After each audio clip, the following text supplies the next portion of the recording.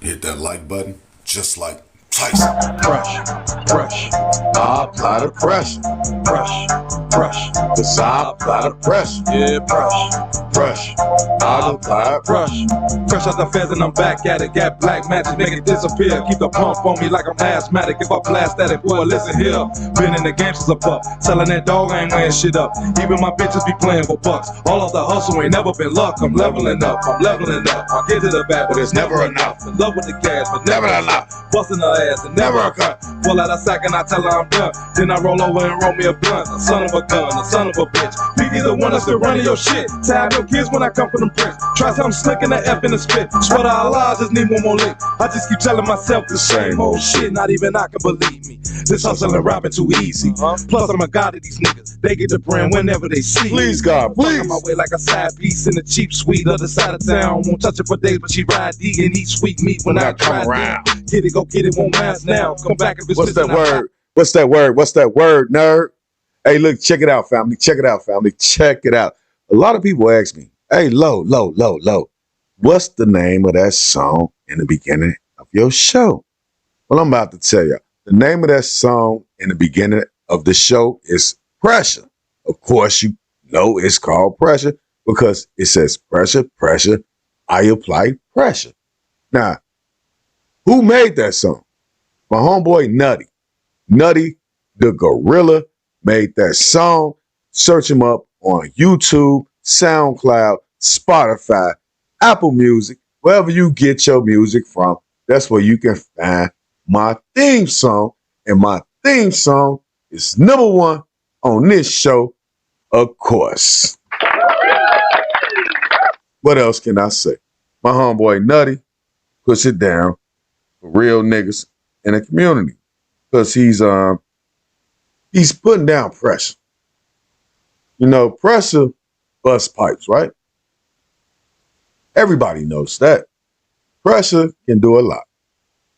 All right, so the thing is, it's Memorial Day weekend, right?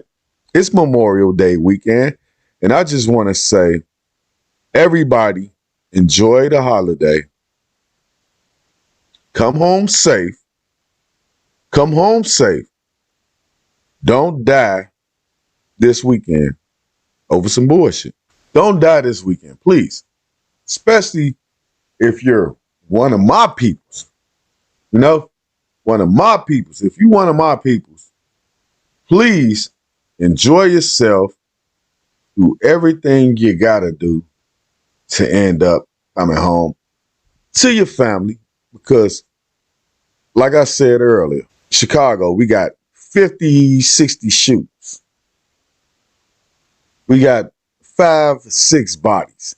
So 10% of the shootings end up to somebody dying. Stay clear and out the way, please. Please, stay clear and out the way, ladies and gentlemen. Now look, something interesting happened. Now I know a lot of y'all, if y'all my fans, y'all already know about Kwame Brown going against Charlamagne the God and others, especially Stephen A. Smith, Charlamagne the God, because they want the smoke. They're not Matt Barnes, even though the name of his show is All the Smoke. He don't want the smoke with Kwame Brown. You can't put hands on the real nigga, right? What they do with a real nigga is they put on the cease and desist like Charlamagne did, right? Now, Charlamagne, I've been listening to this guy for 10 years. And I used to be in love with the idea of the Breakfast Club until they just got so perverted. It just made me sick. It turned my stomach. I started making videos about what they were doing on the show, playing butt buddies. Him and DJ Envy. If I send my homeboy a cast of my ass or my chest, that's the weirdest shit ever. You know what I'm saying? So we can't overlook that as the black community. We can't overlook our celebrities being enticed by other communities. When is it going to be a black man standing up for actual black issues and be a black man? Now, Charlamagne once he caught his rape case, he toned this shit down and he started sending his sexual energy towards men, mainly DJ Envy and DJ Dramos. They get the butt jokes. Angela Yee don't get the butt jokes that DJ Dramos and DJ Envy get, right? Is that am I correct when I say that? Thank you, ladies and gentlemen. Am I correct when I say that? Am I correct when I... Please. Am I the only one that see that?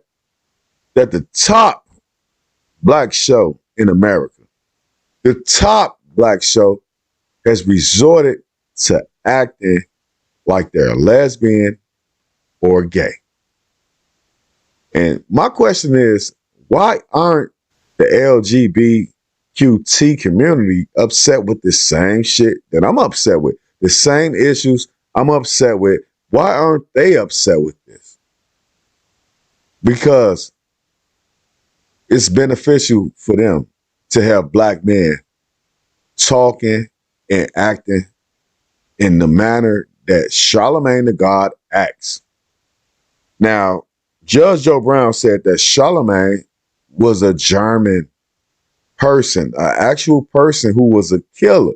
See, what they do is, in the media, they will go back 200 years and name themselves. So if I went into the history books and I found like a killer, like not, let's just say Napoleon, but I don't choose Napoleon's name. I choose Napoleon's understudy. I choose the person that was directly under Napoleon. Y'all don't know that, but historians know that. I didn't say I'm Napoleon. I said I was his understudy. So I'm making it easy on the eye, right?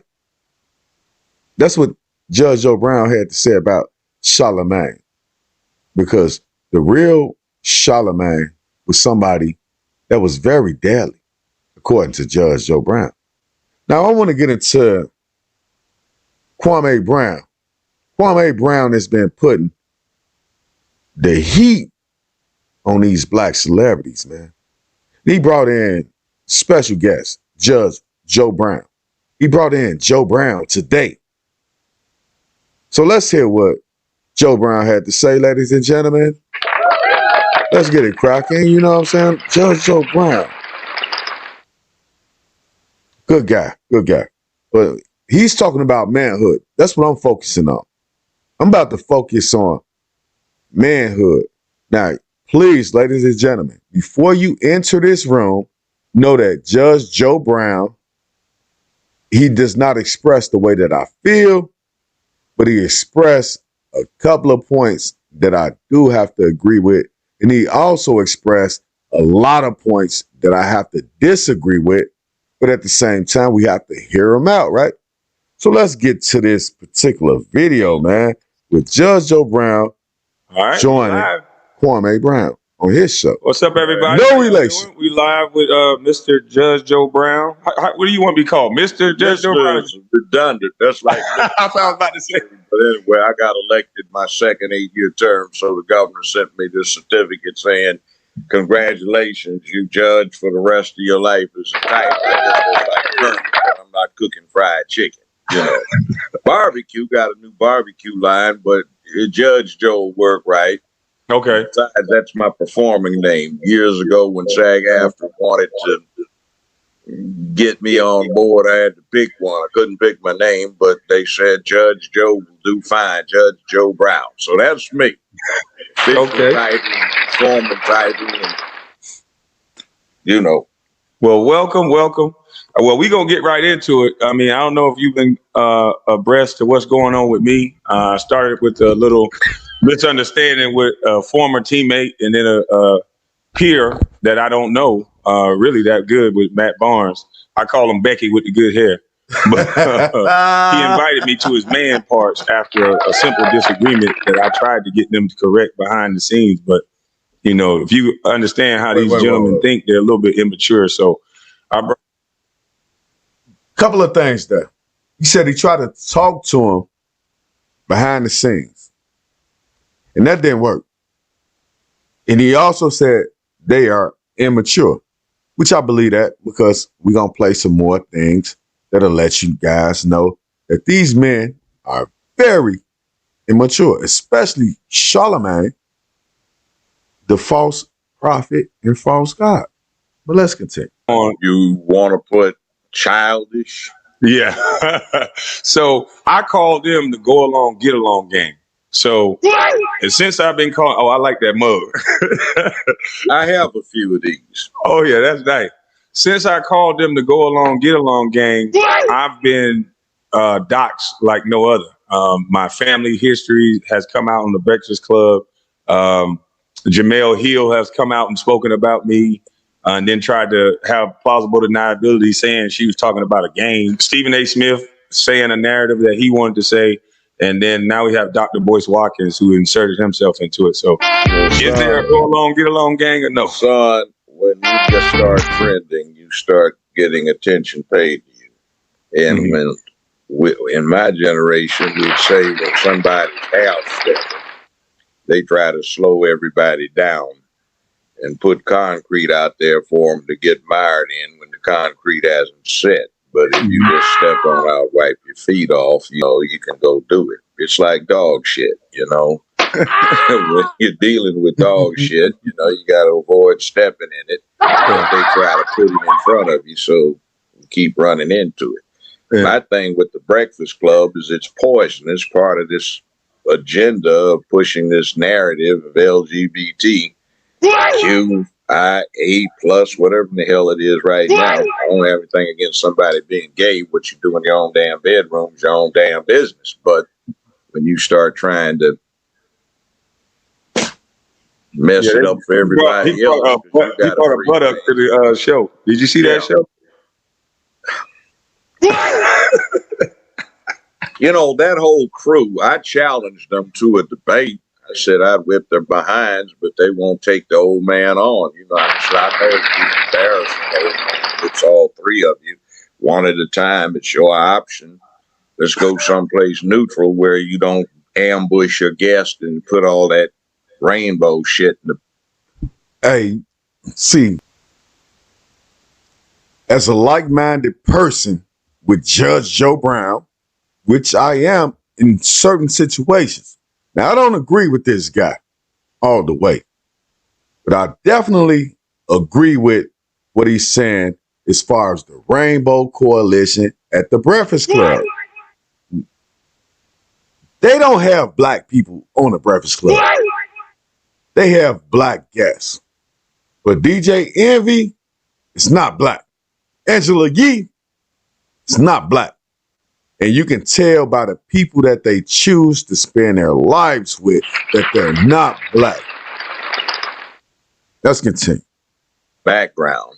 So you think that's an agenda that they're pushing? Yeah, it's an agenda. I saw it. Wait. Hold on. Who said that first? Who said that first? Judge O'Brien, of course, said it first. But I haven't been getting on their ass the way I would like to. But what I will say is, after watching the Butt Buddies, as I call them, the Butt Buddies do their thing all on national YouTube and radio and television. I said, you know what? I'm sick of these guys. I can't even watch them no more. Charlemagne the God used to be somebody until his rape case. Then he became like he's homosexual now because he don't want to get charged with raping a woman again. Well, he don't want to be accused of that. So he's throwing out all these homosexual innuendos, which I had no problem with homosexual people. The same way Judge Joe Brown has no problem with homosexual people. Live your life. We don't need to know. You don't have to wear high heels and a high top fade. We don't need to know. Why do we have to know your sexual preference? You know what I'm saying? As the regular people, as consumers, why do we have to know your sexual preference? Now let's continue.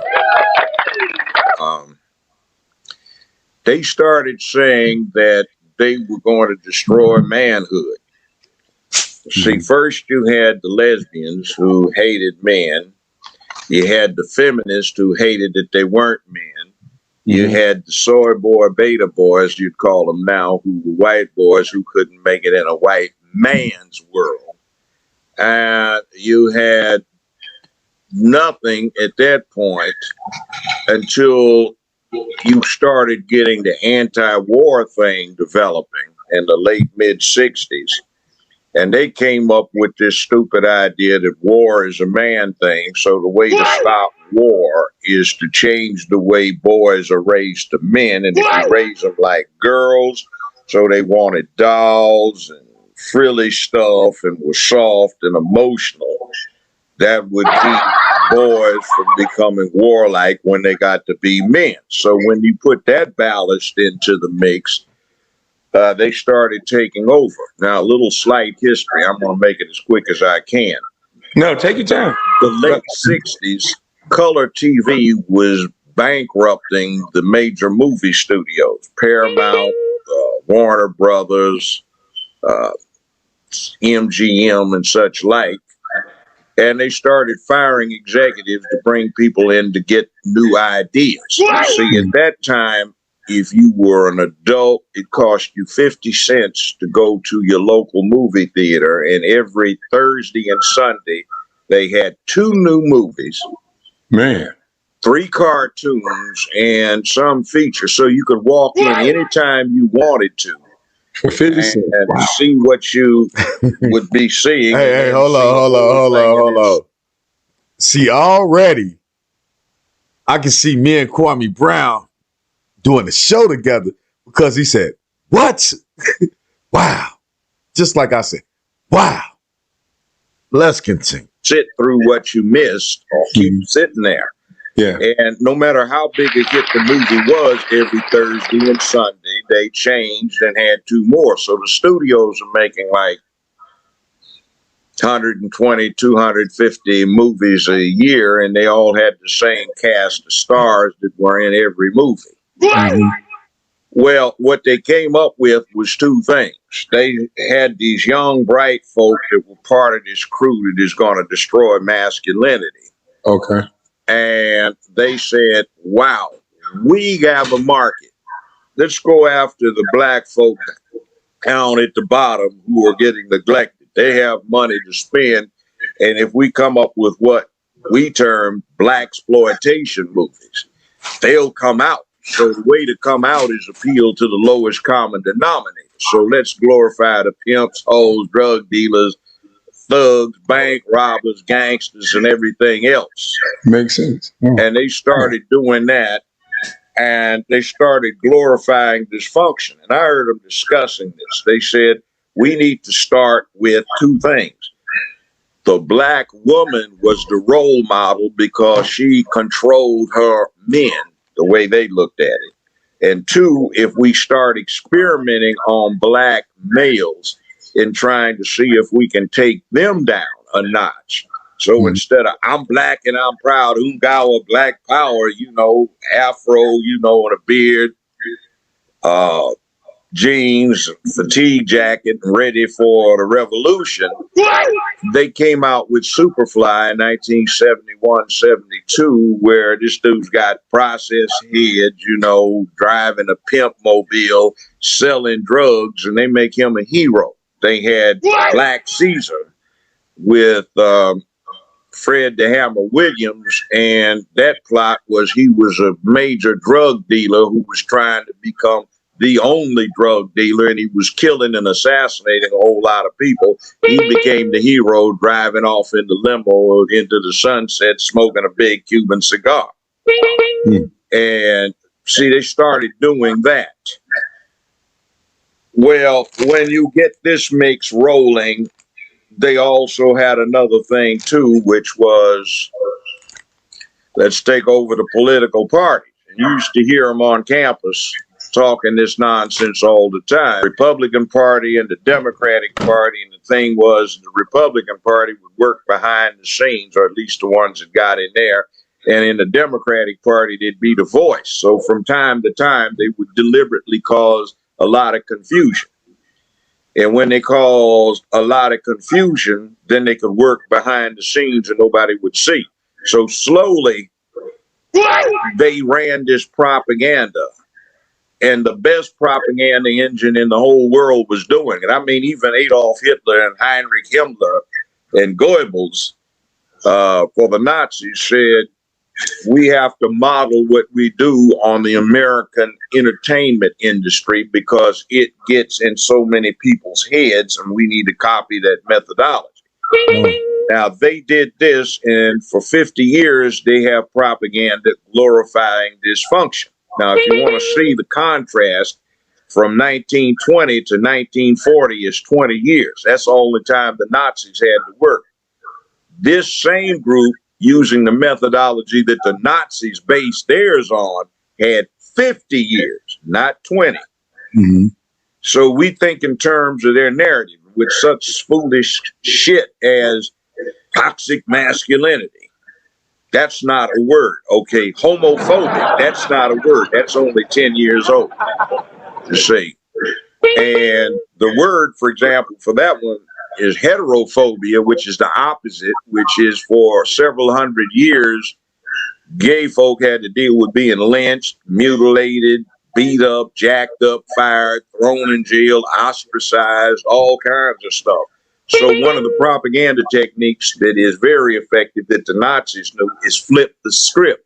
Accuse your enemy of being like you or doing what you do. So they're heterophobic and they flip the script to homophobic. Mm. For example, you can find old dictionaries, they've got heterophobic, but they don't have homophobia in there. But now if you type it into an iPhone, heterophobia is red underlined because they don't recognize it as a word, but homophobic, they'll put up a rainbow, you get that little emoji popping up. That's the flipping of the script, all right? And when they start getting you thinking this way, toxic masculinity. See, what they call toxic masculinity is the absence, because that's where you come in, where I come in, is we're trying to deal with imposing masculinity, because masculinity is a set of standards inputted into a boy so long, so often, so hard that when he becomes a man, it is innate in his character. And that's about making where you live a better, safer, more secure place filled with economic prosperity, sense of purpose, morality, and ethics, where you dedicate yourself to public peace, dignity, and order. And you are a man of peace who can be violent and brave and courageous when necessary. Mm-hmm. You see, that's what men do, where the little women and children get in the lifeboat first when the damn Titanic is going down. Mm-hmm. So they try to destroy that.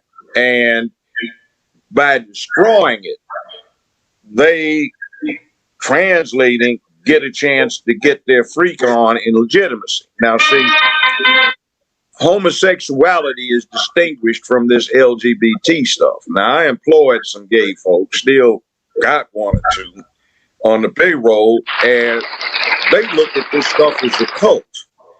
And if I can explain, all right, I'm straight, I'm heterosexual.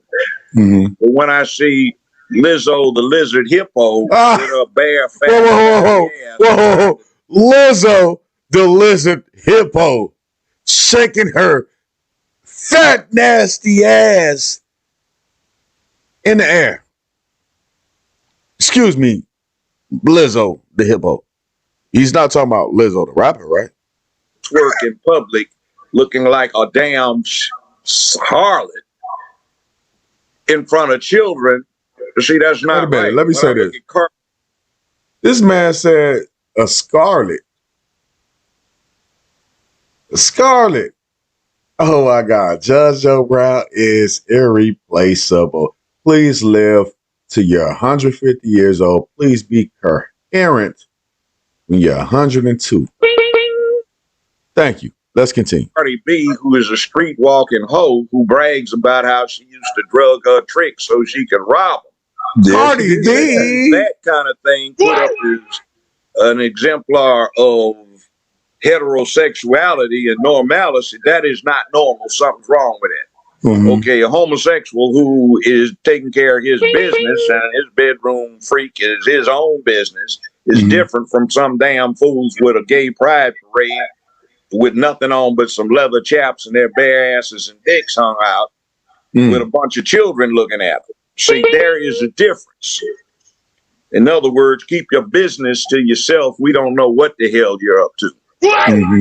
I remember there was Paramount when there was an executive vice president who was in charge of PR.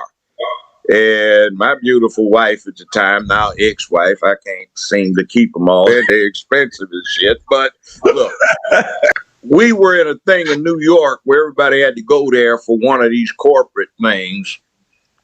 And she and I got on the elevator to go up to where the meeting was going to be. This VP got on, and then this flamer got on, and the VP, who was admittedly gay, he jumped up and rushed off. So somewhat later when he got up there, my wife said, "Why'd you get off?" He said, "I can't stand the flamer." You know.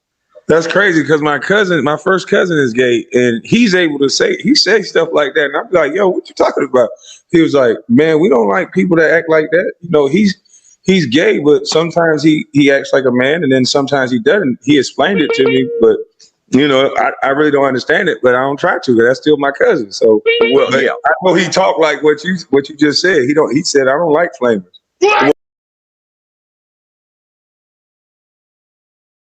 Well, see, here's the thing I found out when I was a judge. I put together these psychologists and psychiatrists, and under Tennessee law, with a provision I lobbied for, any sentencing judge can conduct psychological or mental evaluation of anybody he sentences. So we were doing research. We found there are basically two types of homosexuals. The type that hates the opposite sex and the type that wants to be the opposite sex. And a lot of that is hooked up in self-hate. Now, see, black folk back in the 60s, we came to recognize that we had been victimized by a long period of negative imagery, so we hated ourselves. Everybody wanted to be white. Press their hair, conk their hair. That's that process. And Malcolm said that best way I've heard it, processed head equals a processed mind. But anyway, we were in I'm black and I'm proud. Now you've got this group who is deep off into personal self-hate. They hate what they are. They hate what they want to be. So they have taken a nihilistic approach, and they have screwed up everything that's supposed to be of value.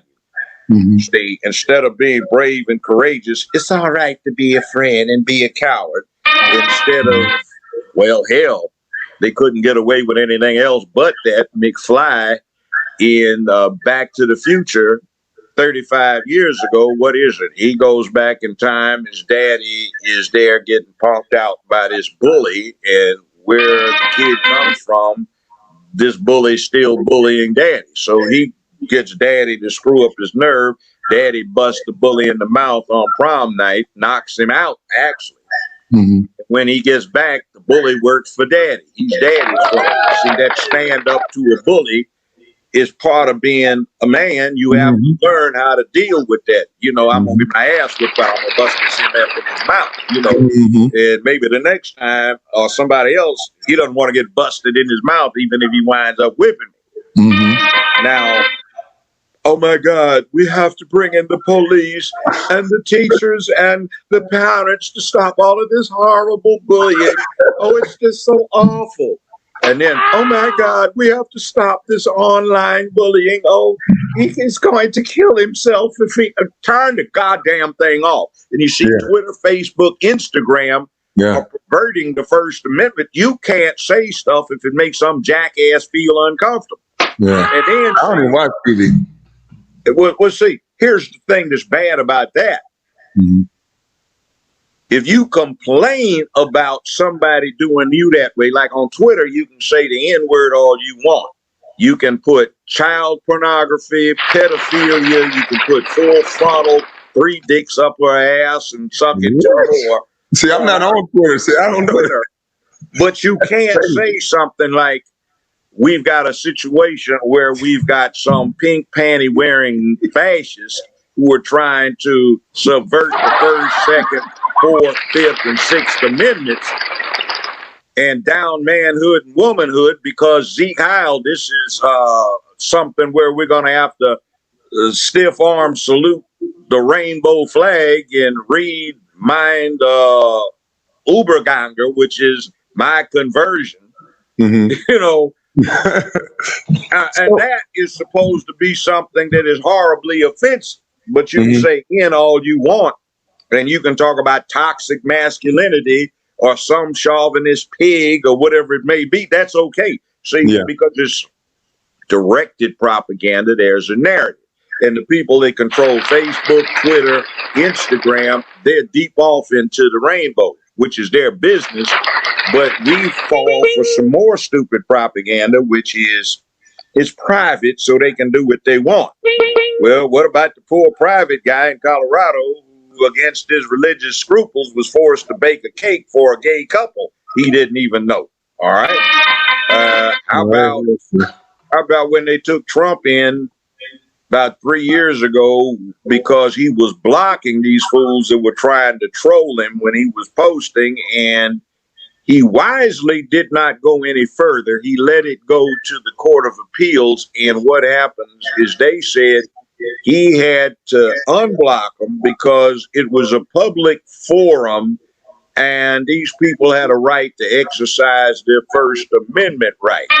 So that's still standing, which means Twitter, Instagram, Facebook should be busted on a class action for not functioning properly as a public utility and attempting to monopolize the airways, which are licensed. They have to have a license to do what they do. So when they take this public license, they've got an obligation to the public and they become a public utility. Now, 150 years ago, when they started getting gas lighting and stuff in cities, these companies that were privatized to provide these services were private companies that provided these services started saying, we want to do some redevelopment. So we're not going to give you guys your gas because we don't like you. Well, they got declared a public utility, so they have to treat everybody do the same way. And the analogy that some people ought to get is the phone company can't tell you what the hell to sing on your cell phone. Same principles apply to Facebook, Twitter, and Instagram.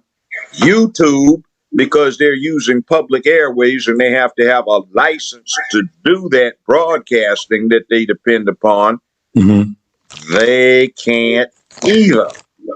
So, well, they definitely do. How do they get away with it?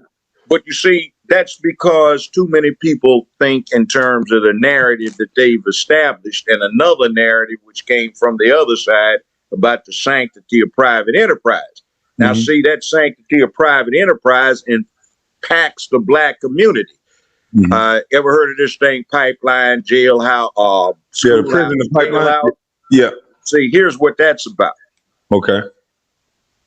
People used to ask me all the time, Judge, what's wrong with the criminal justice system? Why is it so broke? Why doesn't it work? I said, well, it's working fine. It's just doing something else.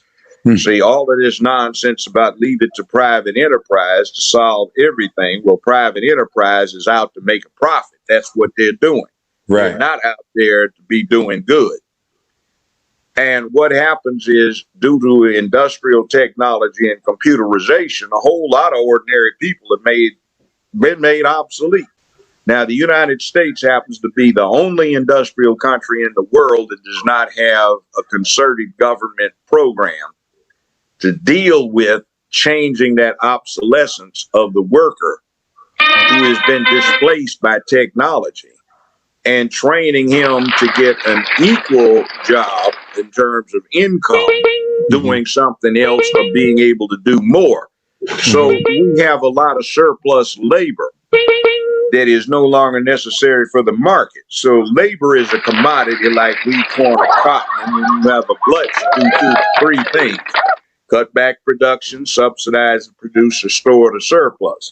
The The surplus labor is stored in the jail cell instead of a grain silo.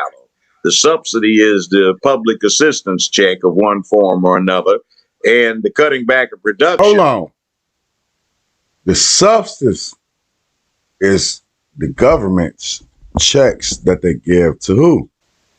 They don't give them to men. Yeah, they give you crumbs. They don't give them to men. They don't give them to a strong black man. They refuse to. They refuse to accept us as we are supposed to be. Right? Let's continue.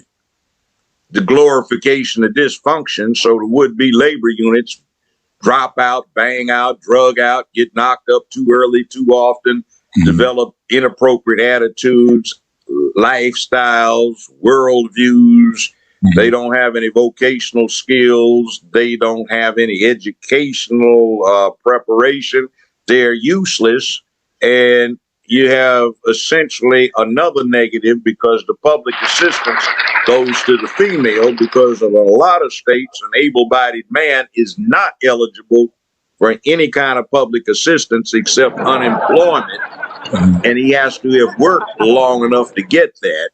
And he's only entitled to so much. Meanwhile, back in the Johnson administration in the 60s, they came up with a concept that was good, the safety net, but what they wound up is having a distinctive class of women who became welfare dependent. They got bigger checks the more babies they had, and the check was not going for the babies, it was going for them. Right. It's like a friend of mine and I were in Nickerson Gardens out in the Los Angeles area. It's 1967, and we were recruiting for college. In those days in California, UCLA, Berkeley, Cal State, they were free. There was no tuition. There was an insurance and hold on. benefit. Let me say this. Goku. My friend, Goku. I know you are watching. I know what you are doing. You are trying to destroy my channel, Goku. But guess what? We will survive. We will live. And we will last, Goku. Goku! It's fee. In other words, $56 a quarter. You got unlimited medical care, prescription medication, eyeglasses. You got free concert tickets, athletic events tickets. You didn't have to pay for them. But there was no tuition. Now, Ronnie Reagan screwed that up. He came in campaigning on a platform that he was going to destroy free higher education. Hold on.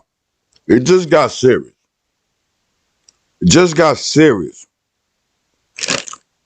I'm eating a bag of barbecue Bruceys. Barbecue Bruceys, baby. I love them. If you know my channel, you know I always got me a bag of barbecue Bruceys. And I always talk about men's right.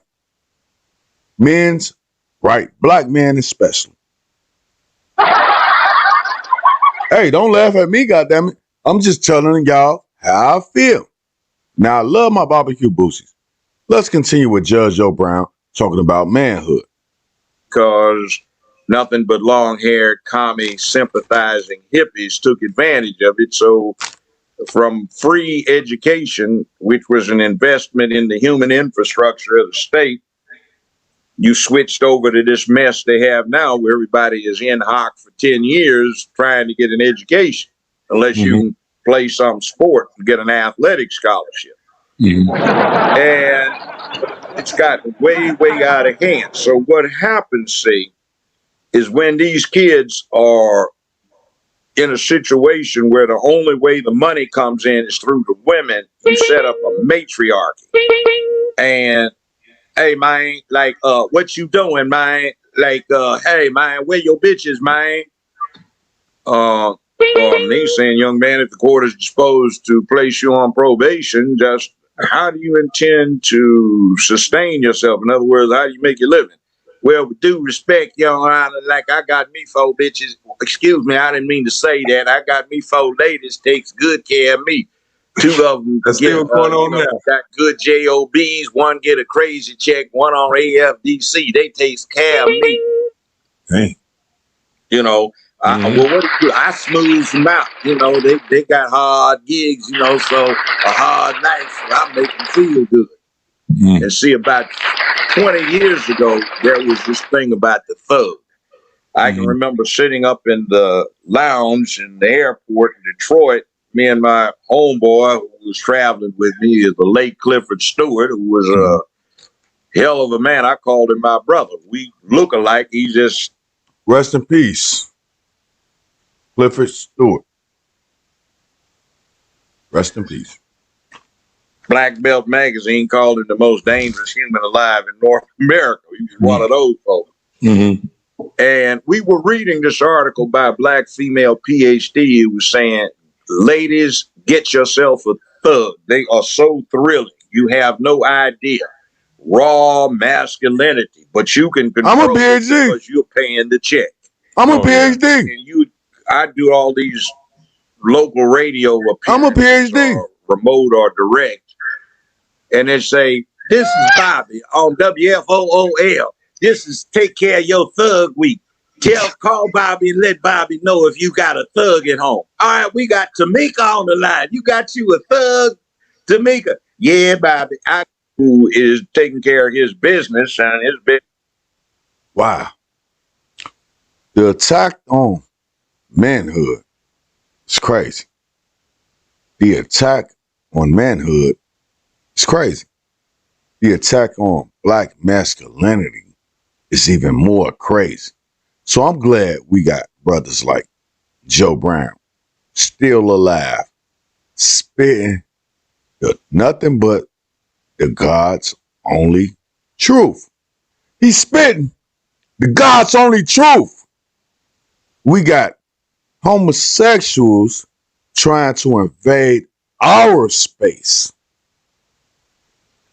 Trying to invade our space. Do we invade their space? I'm not sure. Brothers on a down low, maybe. But real men do not get in their areas. Stay away from them. We stay away from a lot of shit, man. You know what I'm saying? We stay away from what does not concern us. Let's continue with Joe Brown. Room freak is his own business. Is different from some damn fools with a gay pride parade with nothing on but some leather chaps and their bare asses and dicks hung out with a bunch of children looking at them. See, there is a difference. In other words, keep your business to yourself. We don't know what the hell you're up to. I remember there was Paramount, when my show was with Paramount, there was an executive vice president who was in charge of PR. And my beautiful wife at the time, now ex-wife, I can't seem to keep them all that long. But anyway, they're expensive as shit. But look, we were in a thing in New York where everybody had to go there for one of these corporate things.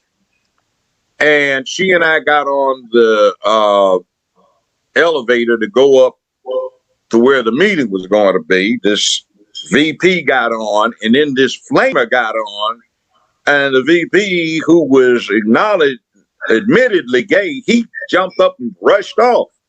So somewhat later when he got up there, my wife said, why'd you get off? He said, I can't stand the flamer. That's crazy because my first cousin is gay, and he's able to say stuff like that. And I'm like, yo, what you talking about? He was like, man, we don't like people that act like that. He's gay, but sometimes he acts like a man, and then sometimes he doesn't. He explained it to me, but I really don't understand it, but I don't try to, because that's still my cousin. So wow. Gay men. That's what I said about Cameron Samuels. That's exactly what I said about Kevin Samuels. If y'all want to lay up here and say, well, Kevin Samuels has feminine ways, well, where are the people that don't like Kevin Samuels and say, well, he's gay? Where are they at? I don't understand it. Why are the men that Kevin Samuels slept with if he's gay. But even if he's not gay, I said it, he's portraying himself as a man. He's not portraying himself like Magic Johnson's son or even Dwayne Wade's son at a teenager. He's not portraying himself as that. It's a difference between what you got going on and what you are. It's a difference. Let's continue to listen. Well, What did I say when they banned Trump from the internet? Now, keep in mind, I'm not like-minded with Trump, but as far as his racism, but I do believe that what they did to him is what they gonna do to me, right? Because I believe in a particular way. A lot of women are on my channel. They believe in a particular way. And I said that. Now I'm in this story with just this attack on manhood that me and Judge Joe Brown agree with. And I'm not always the bravest man in the room. Sometimes my knees buckle. Sometimes I have to tell myself, stand strong. Just stand strong. Fuck it. If they finna do you in right here, right now, it don't matter if you fall on the floor. It don't matter if you stand straight up. It don't matter if you get on your knees. They're finna do your ass in. And I didn't like that. Facebook, YouTube, they should be treated as utilities. Can't turn my gas off because I'm black or refuse to give me service. You know what I'm saying? Or you can't do that because I have a sign in my front yard that says only men or whatever. You know what I'm saying? You can't just turn somebody off like that. Judge Joe Brown, I agree with him on a lot of things. But his mind state is a little bit further back. We have a common cause, right? It's for boys to be boys, men to be men. Maybe in a couple 100 years, boys can be whatever the fuck they want to be. Look at Dwayne Wade and the way he raised his son. Maybe that's the new trend. But, you know, until we start getting murdered for our way of thinking, we should have the right to say whatever we want, whether it's Donald Trump or whoever else. And people voted for Trump. Black people still like him. He was going to change the Republican Party because he was going to add more and more black. He was going to say, you see, I got Kanye West here. I got him here. I got Jim. You know what I'm saying? Brothers and sisters, it's an attack on manhood. That's what Judge Joe Brown was just expressing. Attack on manhood. Like he said, the beast is inside of you. The beast will not be satisfied till he sees blood. Now, we got to channel that beast in the right direction. Because the beast is inside every man. Every woman should not be a beast, but we got more women being beasts than men. Tell me how y'all feel about this in the comment section. Assault on manhood. That's what Judge Joe Brown saying. I believe so too. He says assault. And 50 years from now, I won't be alive. But who knows? Who knows? Advancements in medicine. But they're just testing on us right now. But who knows? Let me know how y'all feel about this in the comment section. Peace. Members with a Z, M.O.P.